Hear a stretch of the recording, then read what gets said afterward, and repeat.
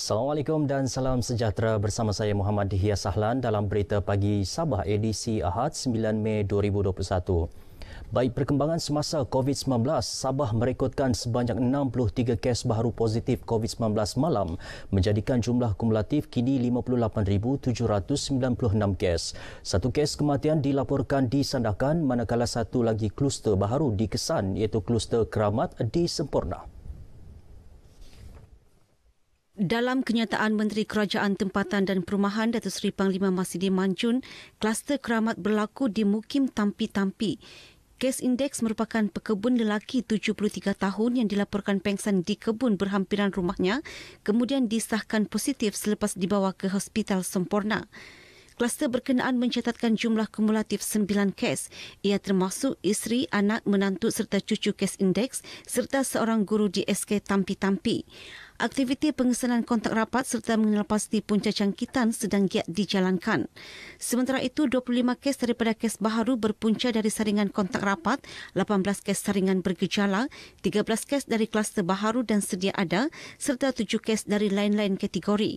Sehingga semalam, seramai 98 pesakit COVID-19 sembuh, menjadikan jumlah kumulatif pesakit sembuh sebanyak 57,597 orang. Manakala seramai 574 pesakit sedang menerima rawatan. Dalam pada itu, kerajaan negeri menyeru rakyat Sabah tampil menderma darah bagi menampung keperluan darah hospital. Sejak gelombang ketiga jangkitan COVID-19, aktiviti derma darah di Sabah menurun. Perkhidmatan Perubatan Transfusi Negeri Sabah menyasarkan kutipan 1,800 penderma seminggu bagi menampung keperluan dan berada di paras selamat. Susulan pelaksanaan Perintah Kawalan Pergerakan diperketatkan, PKPD di Sekolah Menengah Agama Negeri Seman Islamia Papar berkuat kuasa Sabtu lalu. Jabatan Hal Ehwal Agama Islam Negeri Sabah JAINS memberi jaminan kebajikan lebih 200 warga sekolah terdiri murid dan guru sentiasa diberi keutamaan. Ketua Penolong Pengarah Bahagian Pendidikan JAINS, Abdul Rahman Haji Talipudin berkata, sebaik saja sekolah berkenaan dikenakan PKPD, bantuan keperluan harian terus disalur untuk kegunaan mereka. Kesemua bantuan dihantar ke Pejabat Daerah Papar selaku pengerusi bencana daerah untuk diagihkan ke lokaliti PKPD terbabit.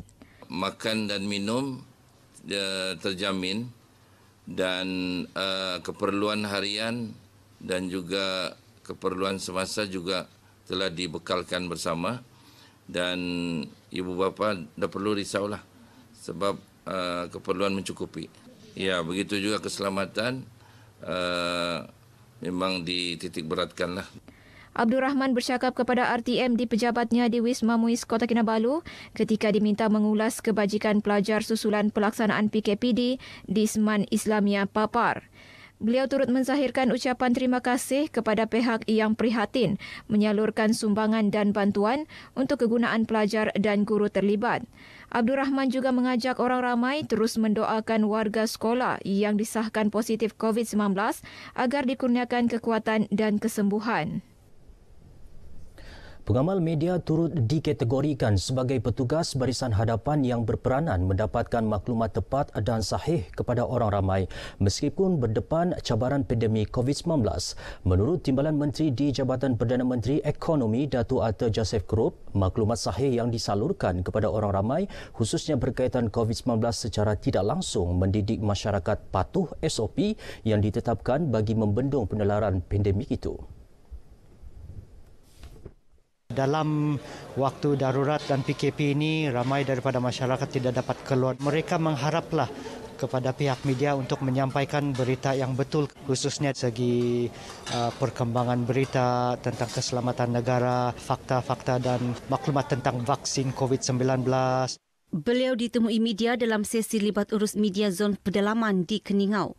Datuk Arthur yang juga ahli Parlimen Pensiangan turut menasihatkan masyarakat agar bijak menapis maklumat yang disalurkan dalam pelbagai medium, khususnya media sosial bagi mendapatkan maklumat sahih. Umat Islam di Sabah diingatkan patuh SOP yang telah ditetapkan ketika meraihkan Hari Raya Aidilfitri yang bakal menjelang tiba. Ia termasuk kebenaran meraihkan Aidilfitri hanya dengan ziarah tidak melebihi 20 orang dalam kalangan keluarga terdekat dalam lingkungan daerah sama dan bergantung kepada kapasiti keluasan rumah. Pembantu Menteri Kewangan Datuk Nizam Abu Bakar Titingan berkata pematuhan SOP ini penting demi membantu kerajaan mengekang penularan COVID-19. Sekiranya kita dapat mematuhi segala SOP yang ditetapkan ini, insya-Allah kita akan dapat mengawal penularan jangkitan COVID-19 ini khususnya di kawasan Tawau dan juga di kawasan Dun Apas ini. Beliau yang juga Adun Apas ditemui pemberita selepas majlis sumbangan 100 bakul bantuan makanan kepada ahli Persatuan Gabungan Teksi Tawau. Terdahulu persatuan berkenaan turut menerima sebuah komputer riba yang disampaikan kepada pengerusinya Tamrin Iraba. Datuk Nizam berharap sumbangan berkenaan dapat memberikan kegembiraan kepada persatuan ini menyambut Syawal. Siswa-siswi Universiti Malaysia Sabah UMS yang mendapat kebenaran pulang ke kampung halaman masing-masing bagi meraihkan Hari Lebaran bergerak secara berperingkat bermula Sabtu lalu. Sebanyak 5 buah bas disediakan UMS untuk memudahkan pergerakan pulang pelajar dengan pergerakan penghantaran terakhir 12 Mei ini.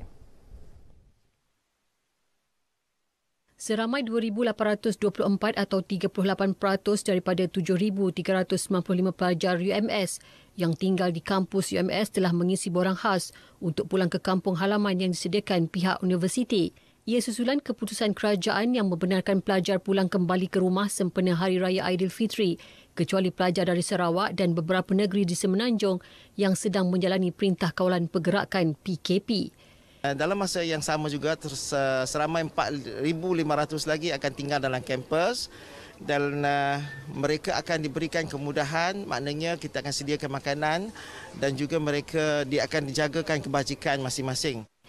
Datuk Dr. Taufik berkata demikian kepada media selepas menyaksikan pergerakan pulang pelajar di pekarangan Padang Kawat UMS Kota Kinabalu. Sementara itu, pelajar yang ditemui RTM nyata gembira kerana dibenarkan pulang beraya bersama keluarga. Namun terdapat juga pelajar yang memilih untuk tinggal di asrama.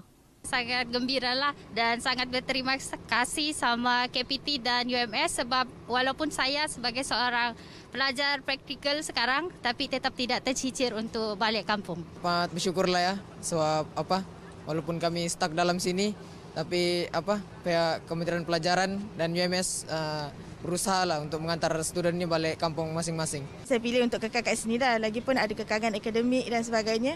Jadi saya pilih untuk beraya di kampus. Baru-baru ini Kementerian Pengajian Tinggi KPT mengumumkan lebih 100,000 pelajar institusi pengajian tinggi di seluruh negara dibenarkan pulang ke kampung sempena cuti Aidilfitri kecuali bagi Sarawak. Ya, seramai 1,762 anak yatim yang berdaftar di daerah Tawau menerima sumbangan wang tunai sempena bulan Ramadan dan sambutan Aidilfitri tahun ini. Sumbangan melibatkan jumlah keseluruhan RM352,400 itu hasil derma jemaah masjid selain sumbangan daripada pihak tertentu. Menurut Pengerusi Jabatan Kuasa Harta Wakaf Daerah Tawau, Datuk Muhammad Kamil Kasim, berikutan penularan COVID-19, kutipan derma di masjid kurang sehingga 50% berbanding sebelumnya. Pihaknya bersama Pertubuhan Islam seluruh Sabah Usia mengambil inisiatif lain bagi membolehkan semua anak yatim yang telah disenaraikan menerima sumbangan seperti biasa. Penerima tahun ini sekadar 1,762. Ini bermakna kita akan mengeluarkan RM352,400 untuk tahun ini. Ada berkurangan sikit sebab mungkin waktu proses pengesahan sebelum pengagihan ini ada yang belum datang. Beliau berkata demikian selepas menyampaikan sumbangan tersebut di Tawau. Jelas Datuk Kamil, kaedah penyampaian sumbangan dilaksana secara penggiliran serta menerusi akaun bank penerima bagi mematuhi SOP ditetapkan dalam usaha memutuskan penularan COVID-19. Beliau turut menzahirkan penghargaan atas keprihatinan semua penderma termasuk jemaah Masjid Bandar dan Masjid Raya yang menyumbang ke tabung anak yatim sejak 2009. Jabatan Alam Sekitar JAS Sabah menyasarkan 4 buah sungai bagi pelaksanaan gotong royong sempena sambutan Hari Bumi tahun 2021 bertemakan Pulihkan Bumi Kita. Sungai berkenaan ialah Sungai Sibuga Besar Sandakan, Sungai Ranggu Tawau, Sungai Bebagon Pinampang dan Sungai Tulit Suk. Gotong royong pertama dijalankan 22 April lepas di Sungai Bebagon Penampang. Gotong royong Denai Sungai Kebangsaan DSK peringkat negeri Sabah ini dijayakan oleh 25 penduduk kampung Babagon dan Jabatan Perikanan Sabah. Timbalan Pengarah JAS Negeri Sabah John Rampai berkata, program ini dijalankan di beberapa sungai seluruh negara yang dipilih setiap agensi di bawah Kementerian Alam Sekitar dan Air KASA. Kita juga ingin memupuk supaya masyarakat di semua peringkat menjadi satu mata dan telinga bekerjasama dengan Jabatan Alam Sekitar untuk memantau, mengawal dan juga menghalang pihak-pihak ingin membuang ataupun membuat pencemaran khususnya ke atas sungai-sungai. Beliau berkata demikian kepada pemerintah RTM selepas merasmikan program gotong royong DSK peringkat negeri Sabah. Masyarakat turut digalak menjalankan pelbagai aktiviti kesedaran menjaga alam sekitar seperti penanaman pokok dan gotong royong bertujuan menghargai ekosistem dan sumber air negara.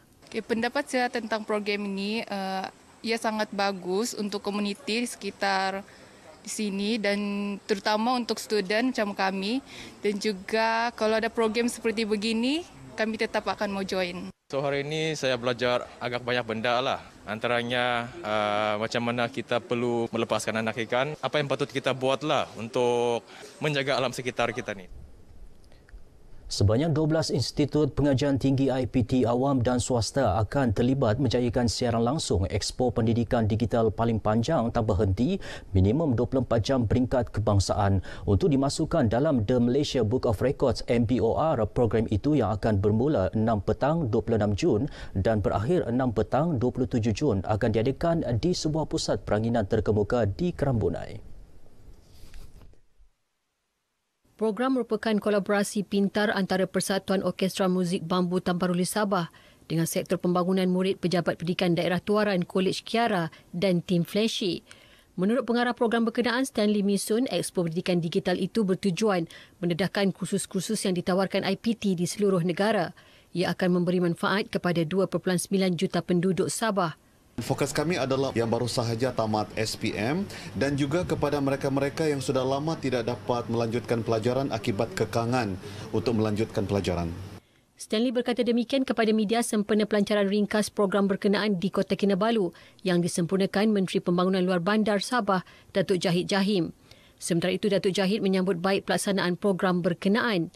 Saya ingin katakan terima kasih dan semoga semua ini menjadi satu contoh teladan dan bahawa mencipta rekod ini adalah satu gimmick untuk memberi penghayatan yang lebih jauh kepada semua yang terlibat.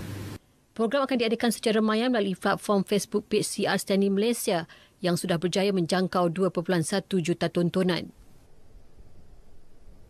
Baik, sekian berita pagi Sabah. Saudara, bersama menjayakan program imunisasi COVID-19 kebangsaan, lindung diri, lindung semua. Saya Muhammad Dihya Sahlan. Assalamualaikum dan salam hormat.